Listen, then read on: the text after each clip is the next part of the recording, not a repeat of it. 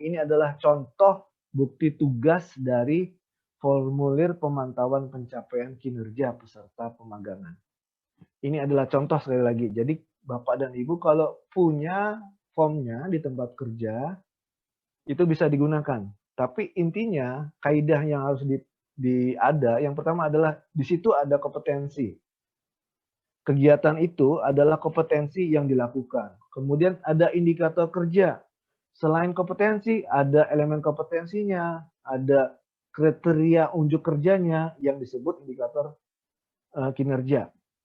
Kemudian di situ ada periodikal ataupun monitoring yang dilakukan, evaluasi yang dilakukan per apa nih? Sebulan, 2 bulan, 3 bulan, triwulan, semester, ataupun setahun. Itu ditentukan. Kemudian di ujungnya ada gap. Ada gap, ada kendala, ada kesenjangan antara indikator kinerja dengan pencapaian kinerja. Di situ harus ada gapnya. Ada kolom gap maksudnya. Karena untuk fungsinya adalah membandingkan antara indikator kinerja dengan pencapaian kinerjanya. Nah, setelah ada gap, kemudian kaidah yang harus dipahami setelah gap itu adalah ada apa nih yang harus dilakukan? Apakah perlu pelatihan ataupun tidak perlu pelatihan?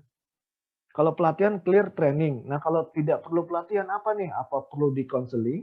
Apa perlu di mentoring ataupun atau di coaching? Nah, itu tentu hal yang berbeda. Dan terakhir ada rekomendasi. Itu hal yang harus ada di formulir pemantauan pencapaian kinerja atau MONEF. Oke, lanjut Pak Teguh.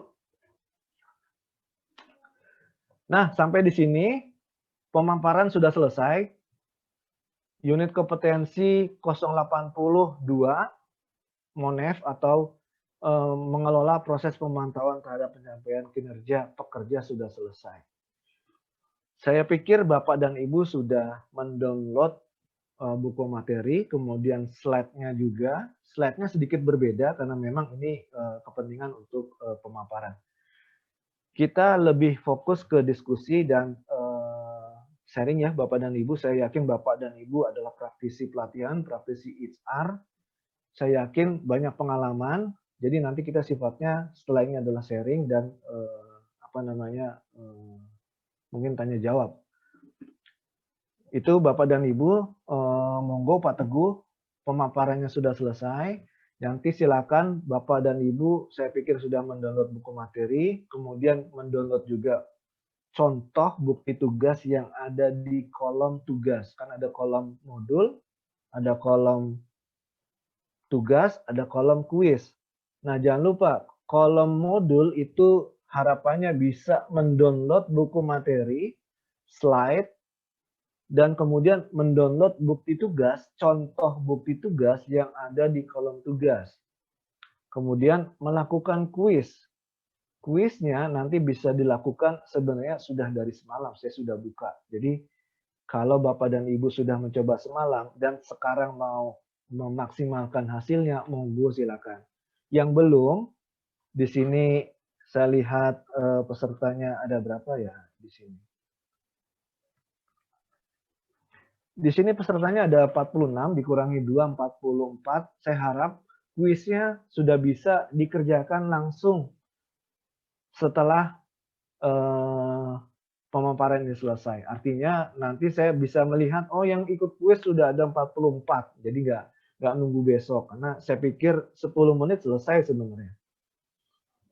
Jadi nanti tidak ada Pak itu kuis dikunci, kuis nggak dikunci ya, jadi dia terbuka dan kalau Bapak isi semalam, Bapak isi lagi sekarang itu akan mereplace hasil yang semalam. Jadi harapannya nanti Pak. Oh, kunci jawabannya dari buku materi. Ada di buku materi, Bu. Oke, dari saya cukup Pak Teguh, ya. Mungkin kita bisa buka sesi selanjutnya. Terima kasih. Saya Yuri, wassalamualaikum warahmatullahi wabarakatuh. Terima kasih Pak Trisno yang memberikan pemaparan dengan jelas dan tinggal nanti kita diskus sebentar sampai 9:12. Dari chat Pak, mungkin bisa langsung atau saya aja ya. Sebentar. Ini dari Bu Ratri Pak. Jadi sampaikan perangkat pengelola itu apakah sama dengan struktur pengelola di perusahaan, pengelolaan pemagangan di perusahaan? Iya, sebenarnya di Permen ini sudah pada download belum nih Permen 6 2020? Permen 6 nah Permen 6 2020 itu mensyaratkan ada sarpras kan ya, sarana dan prasarana. Nah, sarana dan prasarana itu sebenarnya juga kalau bahasanya kami adalah perangkat pengelola. Perangkat pengelola itu infrastruktur dan itu kira-kira mungkin kurang lebihnya sama. Kalau perangkat pengelola itu juga menyangkut terhadap orang ya. Mungkin lebih cocok tadi dibilang berat Patri adalah struktur pengelola pemagangan. Kalau di slide yang di apersepsi Bu Rini itu ada tuh strukturnya pengelola pemagangan, di atasnya ada koordinator, kita adalah koordinator ya Bapak dan Ibu. Nah di bawahnya ada mentor, di samping mentor ada staf administrasi, lalu di bawahnya ada pemagang serta pelatihan. Nah pertanyaannya, staf administrasi bisa dimagangin nggak? Bisa kan? Bisa. Kalau bisa kan? Nah kalau mentor bisa nggak dimagangin? Nggak bisa Pak ya, karena kan mentor itu ada persyaratannya. Dia harus, kalau tempat saya dia 5 tahun bekerja, dia menguasai kompetensi ini, dia menguasai communication skill dan lain-lainnya. Jadi kalau saya pikir mentor itu harusnya sih orang yang sudah karyawan tetap lah minimal. Kira-kira begitu Bu Ratri, mudah-mudahan menjawab. Oke, jadi begitu Bu Ratri, antara perangkat pengelola dengan struktur pengelolaan, ya, ini bisnisnya sudah beda. Perangkat ada di Permenaker. Kalau menurut versi dari Bapak Trisno terkait dengan pengalaman beliau, perangkat ini sarpras sesuai dengan apa yang disampaikan atau ditentukan oleh atau di Permenaker nomor 6 tahun 2020. Dan struktur pengelolaan itu bicara mengenai struktur organisasi pengelolaan pemagangan di tempat atau di perusahaan. Gitu ya, Bu Ratri. Termasuk Bu Ratri juga sambung lagi nih, Bu Ratri kayaknya sudah mulai enjoy banget nih. PDCA di pemagangan. Hampir sama kan? Artinya apa yang disampaikan oleh Pak Trisno, ini bersama dengan PDCA, Plan Do Check Action. Iya. Gitu, ya, gini Bapak dan Ibu perlu dipahami juga, kita kan ada 12 UK ya. Tadi Pak Teguh sudah dipajang tuh 12 UK di slide-nya. 12 UK itu sebenarnya kalau bisa kita bagikan menjadi perencanaan, lalu kemudian proses, kemudian output. Unit kompetensi pertama sampai dengan perjanjian pemagangan itu adalah perencanaan kan sebenarnya. Perencanaan ya dari menentukan TNA, kemudian mengelola biaya dan macam-macam itu adalah perencanaan. Lalu, nah ini Pak, itu ada perencanaan tuh dari menentukan, menyusun, mengidentifikasi, mengelola pembiayaan, melakukan perorganisasian, itu adalah sampai perjanjian itu adalah perencanaan sebenarnya. Nah kemudian dunia setelah si peserta pemagangan atau peserta pelatihannya ada di pelatihan kita, kemudian OJD itu adalah dunia. Nah lalu kita monitoring, kita evaluasi, kita lakukan perbaikan dari monitoring itu. Ada kendala, kita lakukan perbaikan. Kalau ada gap mengenai masalah safety, itu harus diutamakan. Kalau ada gap mengenai quality, itu harus kita dahulukan. Utamakan sama dahulukan apa bedanya? Ya kira-kira begitu. Jadi semuanya intinya harus didahulukan. Safety, quality harus didahulukan. Nah itu ada di dunia. Kemudian outputnya apa? Outputnya ada itu tuh Pak, yang di terakhir memetakan potensi dan kompetensi dan diakhiri oleh administrasi. Itu adalah gambaran secara utuhnya. Kira-kira seperti itu. PDCA-nya diproses di Monef itu juga ada. PDCA kan Plan Do Action. Kita akan berjalan terus. Contohnya seperti di kami. Di awal itu menjalankan program pemagangannya 6 bulan. Tapi ternyata setelah menjalankan ini beberapa batch, kita sudah menjalankan 8 batch, satu batch-nya 40, jadi kita udah cukup banyak lah. Selama berjalan itu, ternyata kita lakukan monitoring dan evaluasi, ternyata beberapa area, contoh di maintenance dice, itu si operatornya baru bisa nih 6 bulan, udah enjoy, udah paham, nah dia udah harus habis. Jadi ternyata untuk maintenance dice ini kayaknya nggak cukup 6 bulan, harus setahun. Nah, terus ternyata di proses yang lain, di quality. Oh, di quality ternyata juga sama seperti maintenance. Kayaknya enggak 6 bulan nih, bisa lebih. Jadi itu PDCA-nya seperti itu. Seperti Monef ini juga sebenarnya proses PDCA juga. Itu, silakan. Oke, itu Bu Ratri ya. Yang kedua yang untuk Pak Surela atau Bu Surela Kusniati nih. Ini ibu atau bapak ya? Minta maaf. Ibu, Pak. Oh ibu, minta maaf Bu. Nah, ini kalau menurut beliau itu 79 atau 80 gitu Pak. Kalau 79 modul katanya 79. Jadi gini, jadi kalau Bapak dan Ibu download dari LMS, itu tulisannya 79.2 ya, tapi sebenarnya 80.2. Kalau slide yang ditampilkan oleh Pak Teguh itu sudah benar ya, 80.2. Ya. Seperti itu sih. Itu. Termasuk jadi 80 ya. 80 Bu. Pak Aep nanti bisa di-download di Pak Aep lewat modul. Modulnya sudah di-download. Semalam sudah dibuka sepertinya ya Pak ya. Pak Trisno ya. Iya betul. Modul kuis juga udah saya buka semalam. Baik, silakan Ibu Bapak kalau ada yang mau menanyakan atau diskusi. Ini ada lagi Pak Trisno untuk contoh bukti. Ini kadang memang kita juga terpaku dengan contoh bukti Pak.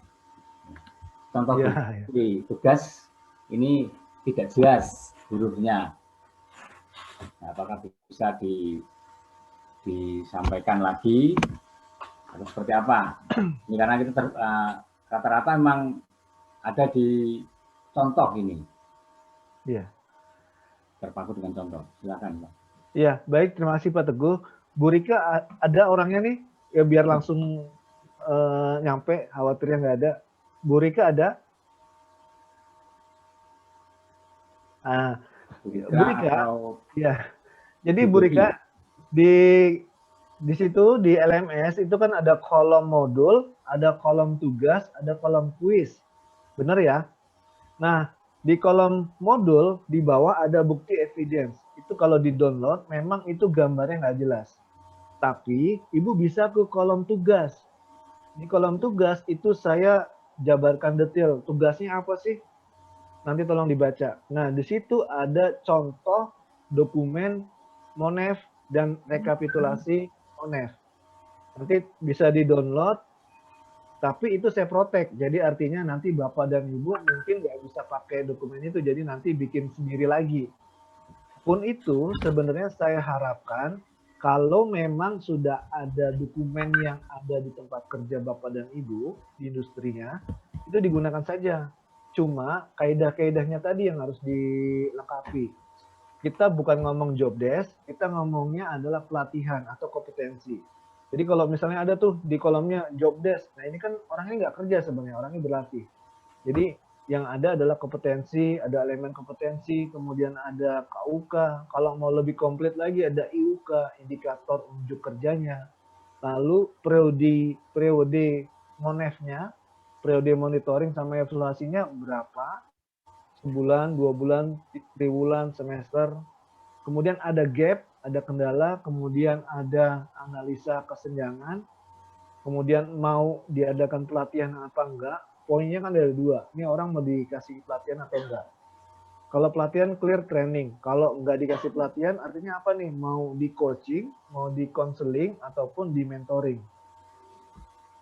Kemudian kalau Bapak dan Ibu pakai capaian kinerja misalnya persentase 100, 20 apa namanya 1%, 0 sampai 25%, 25% sampai 50%, 50% sampai 75%, 75 sampai 100. Nah, ini harus ada keterangannya ya.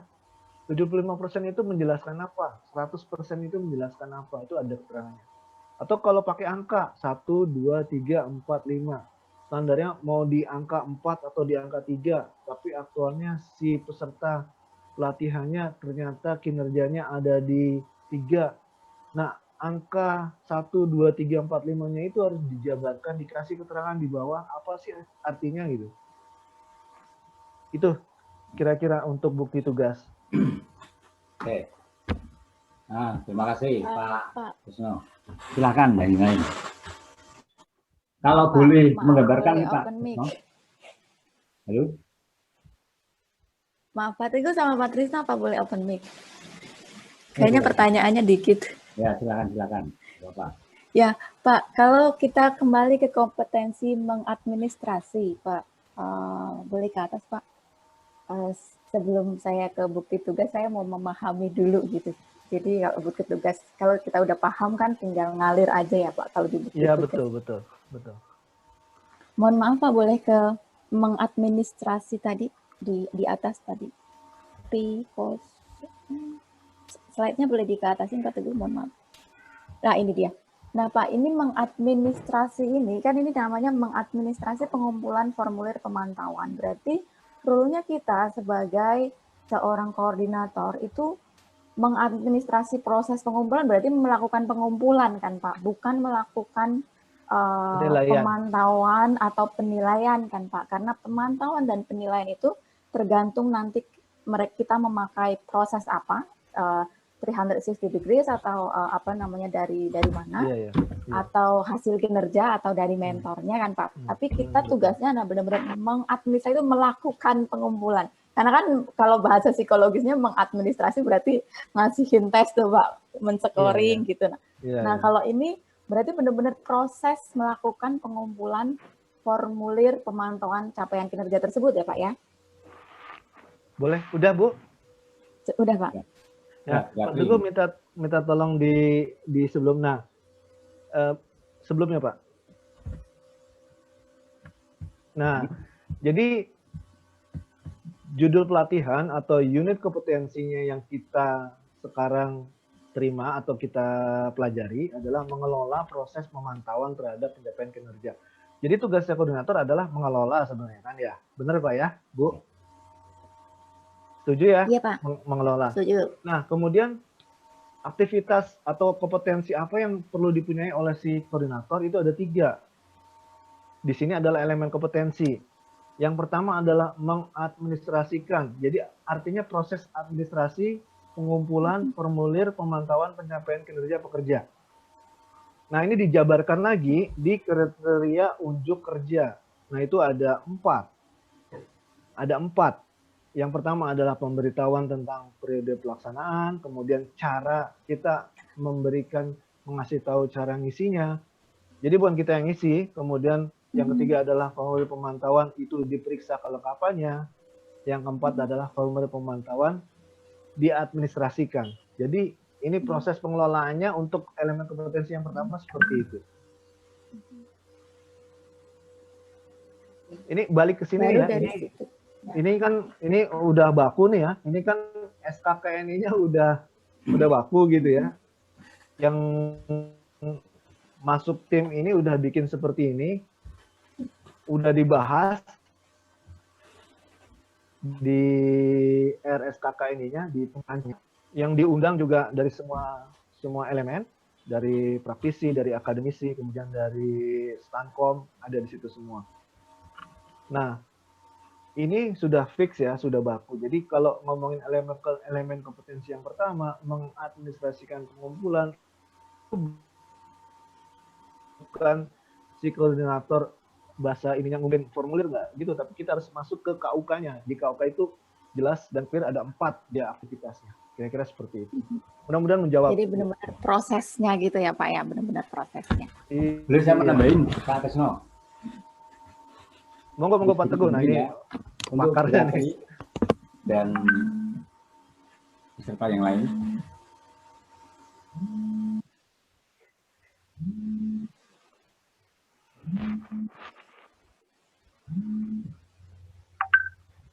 Jadi di unit 080, sebagaimana disampaikan oleh Pak Tesno tadi, ini kegiatan koordinator adalah mengelola terhadap proses pemantauan yang dilakukan oleh pihak yang terkait. Ya. Ini ada 3 kegiatan, unit ya, sub kegiatan. Yang pertama pasti akan muncul, sebenarnya setiap unit kompetensi itu ada 3 komponen rata-rata. Ada proses awal, kemudian input, ada proses, kemudian ada output. Nah, bukti bahwa kita melakukan input dan itu adalah mengadministrasikan pengumpulan. Jadi formulir ini disebar yang didahului dengan pemberitahuan segala macam terkait dengan pemantauan yang dilakukan oleh dalam hal ini mungkin mentor ya. Setelah terkumpul, baru kemudian dilakukan analisis. Adakah kesenjangan dari hasil pemantauan tersebut? Baru kemudian disusun umpan balik. Sehingga bukti atau evidence dari UK 080 ini sebenarnya harus mencakup tiga-tiganya. Ada bukti bahwa kita mengumpulkan data terkait dengan pencapaian kinerja ya, dari proses pemantauan yang dilakukan oleh mentor. Kemudian kita ada lakukan analisis kesenjangan, ada enggak? Nah, ada gap atau tidak? Kalau ada gap, baru susun umpan balik. Ada enggak kita memberikan umpan balik terhadap pencapaian kinerja dari pemagang ini? Jadi, kalau menurut saya, Pak Tito, ini benar enggak? Ini nanti dibikin supaya kita bisa melakukan alternatif umpan balik, itu ada kesenjangan.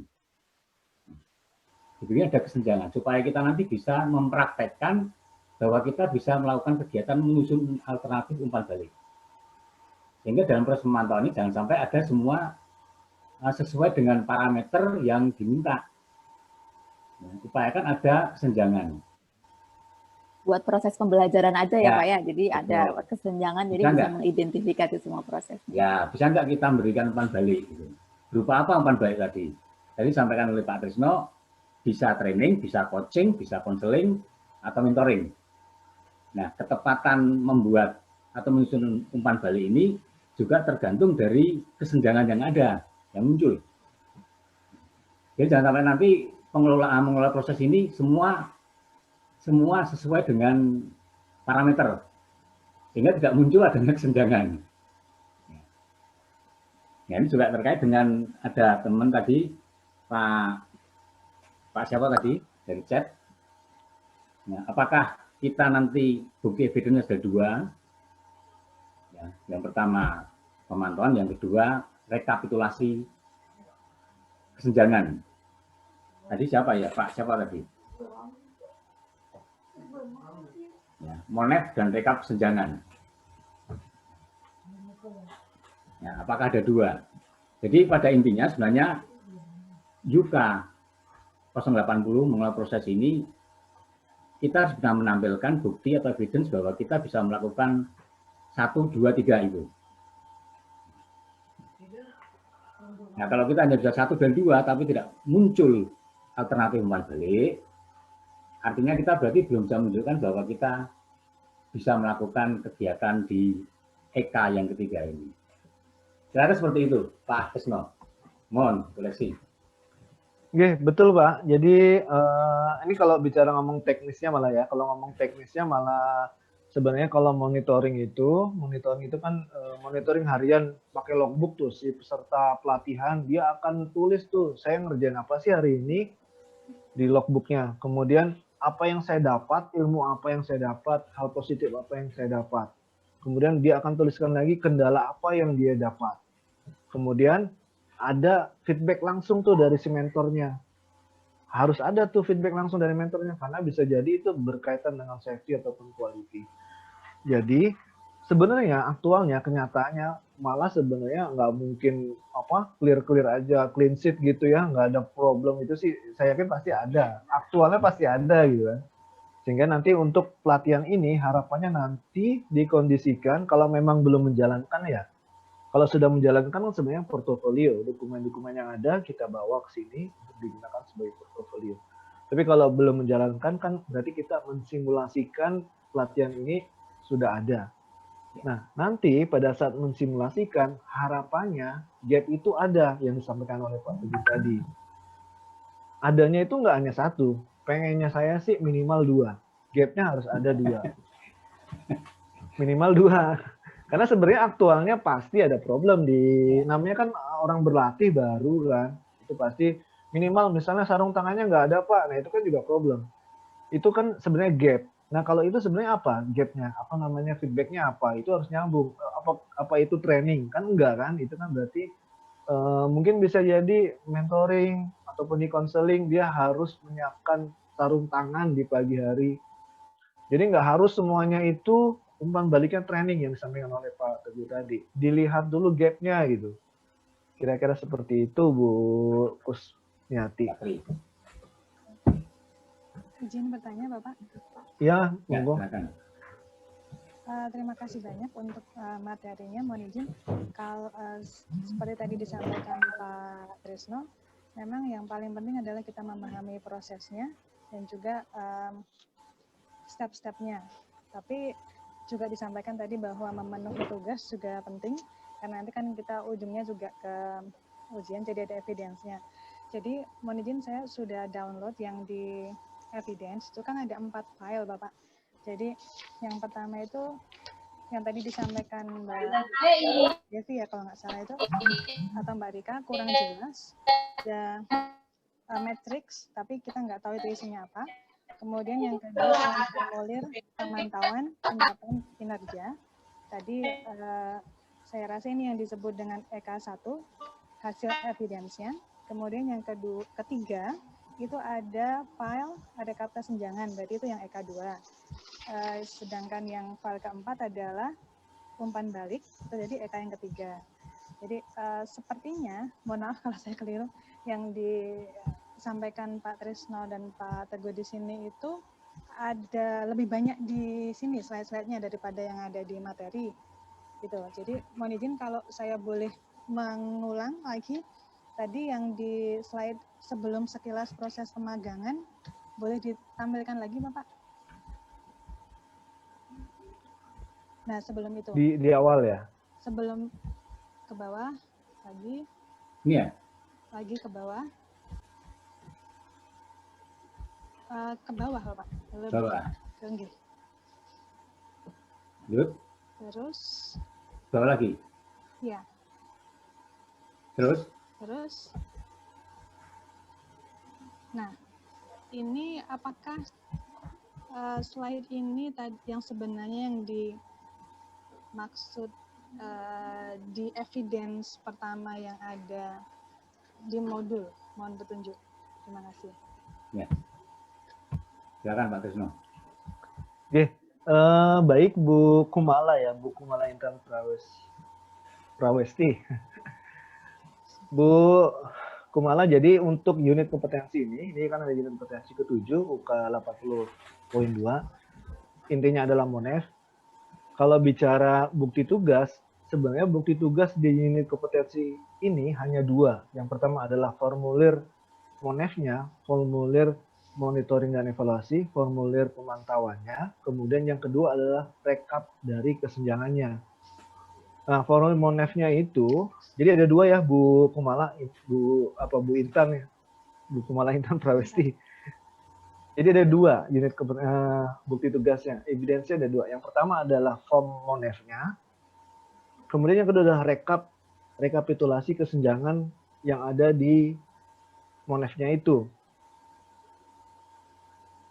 Nah, bukti tugas yang ada di kolom tugas itu sebenarnya ada 2. Yang pertama adalah form MONEF, yang kedua adalah rekap. Nah, cuma ada bukti tugas 1, contoh 1, contoh 2, contoh 3, dan seterusnya. Itu maksudnya adalah kalau si peserta mau menggunakan contoh, harapan saya sih sebenarnya menggunakan format yang ada di tempat kerja Bapak dan Ibu sebenarnya. Harapannya seperti itu. Pasti sudah ada juga. Nah, kalau mau menggunakan contoh, harapannya sih bisa menggunakan yang 1, ada yang 2, ada yang 3, ada yang 4. Jadi nanti si asesor ataupun yang melihat itu kok kesannya ini copas semua gitu. Kira-kira seperti itu.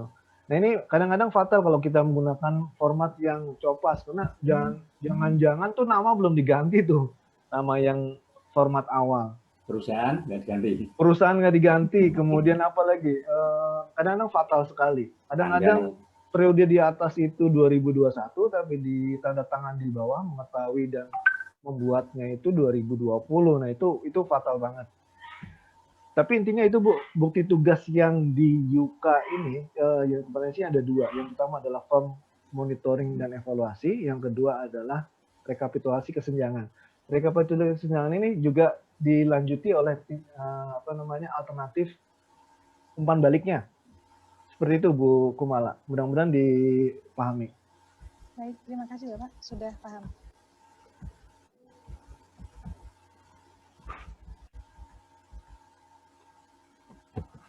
Ya, Ada lagi? ya. Kalau dari Pak Tresno tadi, kalau kita simpulkan begini Ibu Bapak. Yang pertama Monef ada di sini ya. Monef. Kemudian rekap kesenjangan dan umpan balik ada di sini. Ya, seperti itu. Dan gunakan formulir yang memang sudah biasa kita pergunakan di perusahaan kita masing-masing. Nah, nanti kalau seperti disampaikan Pak Tresno tadi, kita hanya juga copas-copas, ya nggak apa-apa sih, tapi jangan sampai kita lalai dalam hal sifatnya prinsipil. UK-nya harus sama dengan sejak dari awal. Berapa UK yang mau kita monitoring itu semua harus muncul di situ. Nama PT, nama pemagang, tanggal dibuat. Ini jangan sampai kelewatan. Kalau sifatnya kecil tapi prinsipil. Nah, gitu. Baik, yang lain, Pak. Dari Pak AF nih Pak, parameter kesenjangan dalam mengenai parameter kesenjangan dalam form. Jadi barangkali pengertian parameter kesenjangan itu Pak, yang ada di form Monef. Iya. Saya tangkap maksudnya. Jadi di form Monef itu kan ada periodikal kita ceknya, periodikal kita monitoring dan evaluasinya, lalu di ujungnya ada parameter indikator capaian. Nah, parameter indikator capaian itu tiap perusahaan pasti berbeda. Kalau di saya itu pakai pakai diagram pie. 25%, 50%, kemudian 75% sama 100%. Itu di tempat saya seperti itu. 25% itu apa? 25% itu si orang itu sudah bisa bekerja dengan baik dan sesuai SOP. Kemudian 50% itu apa? Dia sudah bisa menguasai 2 unit kompetensi. 75% itu apa? 75% itu dia sudah bisa mengajarkan ke peserta yang lain. 100% apa? Dia sudah bisa melakukan perbaikan, mengusulkan perbaikan dan melakukan perbaikan. Itu di saya. Nah, Bapak dan Ibu bisa jadi macam-macam ininya. Kriteria capaiannya itu berbeda-beda. Cuma tolong dihindari misalnya 1 kurang memuaskan, 2 memuaskan, yang ketiga sangat memuaskan. Nah, ini nggak terukur, atau baik, kurang baik, tidak baik. Nah, ini hal yang yang tidak terukur. Dihindari yang seperti itu, keterangan seperti itu. Mungkin Pak Teguh ada tambahan, silakan Pak Teguh. Jadi untuk parameter ini memang di setiap perusahaan mempunyai kebijakan masing-masing. Ada yang mungkin pakai pie chart dibagi 4, ada yang pakai angka 1 sampai 4. Tapi pernyataan atau definisi 1, 2, 3, dan 4 ini supaya bisa lebih terukur. Termasuk tadi 25% apa dan sebagainya. Kalau biasanya 1 itu hanya tahu saja terhadap UK tersebut. Nah, ada seperti itu. Yang kedua, bisa melakukan. Nah, berarti selain tahu, dia juga bisa melakukan. Tapi di bawah pengawasan. Masih harus dibina, masih harus diawasin. Yang ketiga, atau skor 3, contoh, bisa melakukan tanpa harus diawasi. Yang keempat, bisa melakukan dan bisa memberikan pengajaran. Jadi terserah masing-masing perusahaan bisa dideklar masing-masing sesuai dengan apa yang ada di perusahaan kita. Ini sebagai contoh gambaran untuk parameter seperti itu. Dan standarnya mau apa? UK ini misalnya si pemagang minimal harus mencapai angka 3, contoh. Parameternya 3, bisa melakukan tanpa diawasi. Nah, selama pemantauan, apakah target atau parameter ini sudah tercapai atau belum? Kalau belum, programnya apa? Atau ada di mana? Di monitoring tanggal berapa, di minggu keberapa, seperti itu. Lalu tindakan kita apa? Karena belum sesuai dengan parameter yang sudah kita tentukan. Nah, parameter ini jangan lupa, ini juga nanti nyambung dengan sejak awal. Parameter awal sudah kita pasang di kompetensi itu. Jadi jangan sampai nanti parameter 4, tapi di awal 3. Atau di awal 4, di sini jadi 3. Parameternya nyambung dari awal sampai akhir. Asesornya jeli ya Pak Teguh ya? Ya.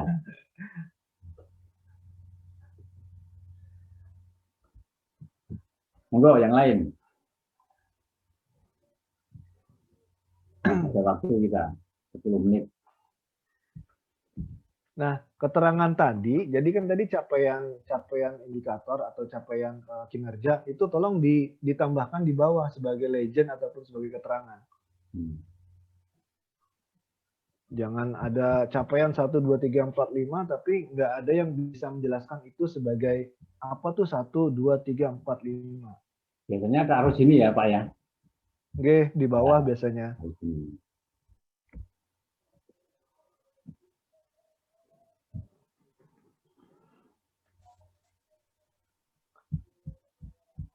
Monggo. Ada yang belum mengerjakan kuis?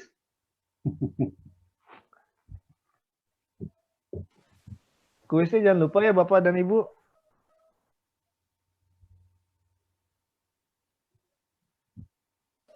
Sudah berjuang Pak beberapa kali. Mudah kan? Iya Pak, sambil merem.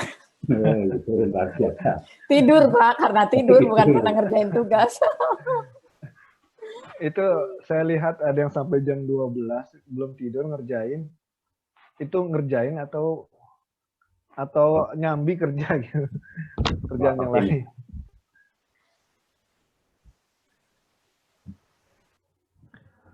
Ayo silakan. Oke, kalau tidak. Monggo Pak. Ya, jadi